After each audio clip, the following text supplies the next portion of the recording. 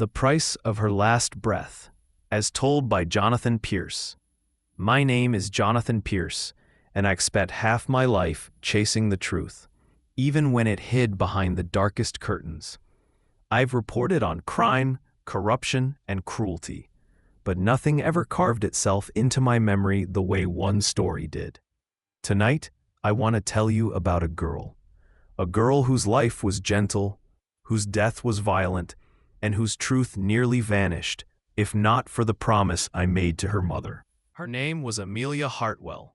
She was 23 the day the world collapsed beneath her. A quiet, soft-spoken young woman with a laugh that sounded like morning sunlight and a heart that believed people were better than they really were.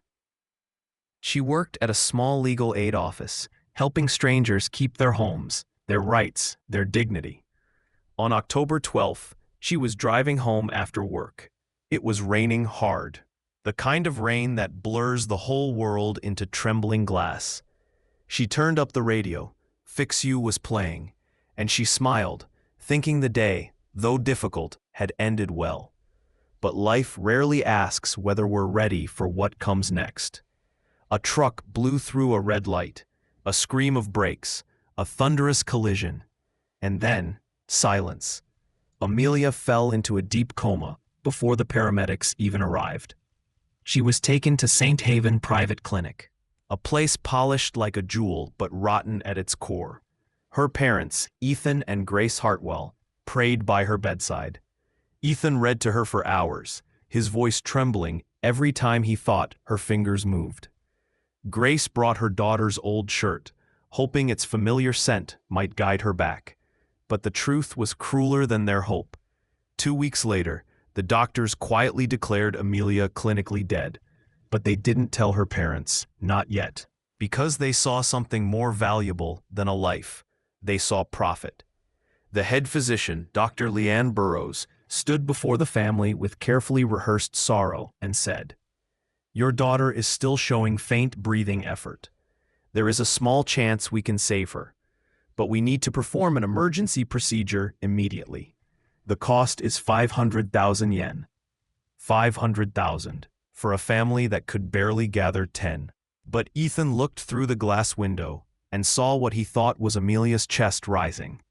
The illusion of breath, just enough to shatter him. He sold everything.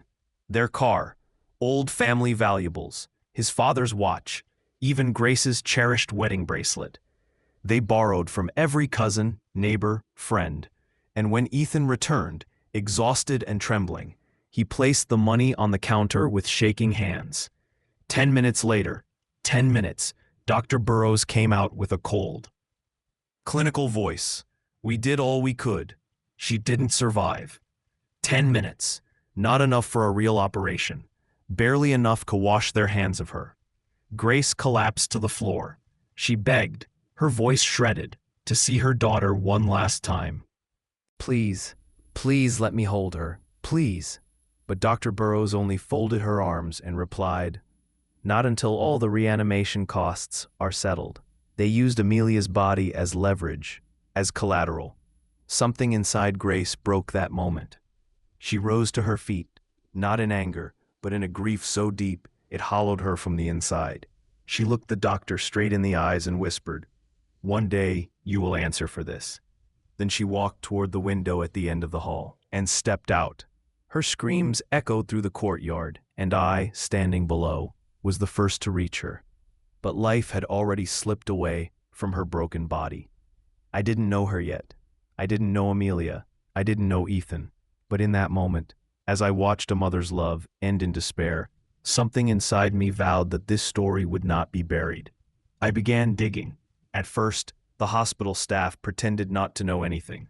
But whispers leak, even through fear. I collected documents, unauthorized video clips, statements from other families, dozens of cases, people who paid for non-existent treatments, impossible procedures, fake operations, patients declared dead long before families were told, bodies withheld until payments were made, and all of it protected by the man who owned the clinic, the son of one of the wealthiest businessmen in the region, a man whose connections blackened every attempt at justice. But not this time, not for Amelia, not for Grace. I gathered every piece of evidence. I partnered with 5 other families who had lost loved ones the same way. We pushed the case to prosecutors who still remembered what integrity meant. And then we went public. The investigation shook the country. The clinic was seized. Dr. Burroughs and her colleagues were arrested. The owner lost everything. And the Hartwell case became the spark that ignited a national inquiry into medical corruption. 3 months after the tragedy, I stood alone between 2 graves.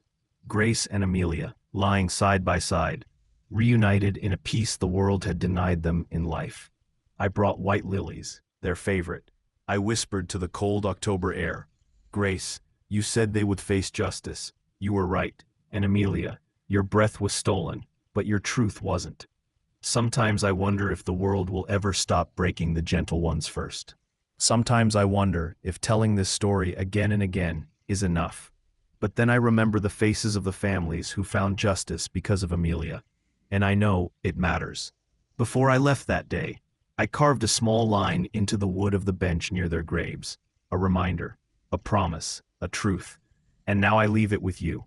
When a heart breaks from injustice, its echo becomes the voice that saves others. The world is changed not by heroes, but by the courage of ordinary souls who refuse to look away.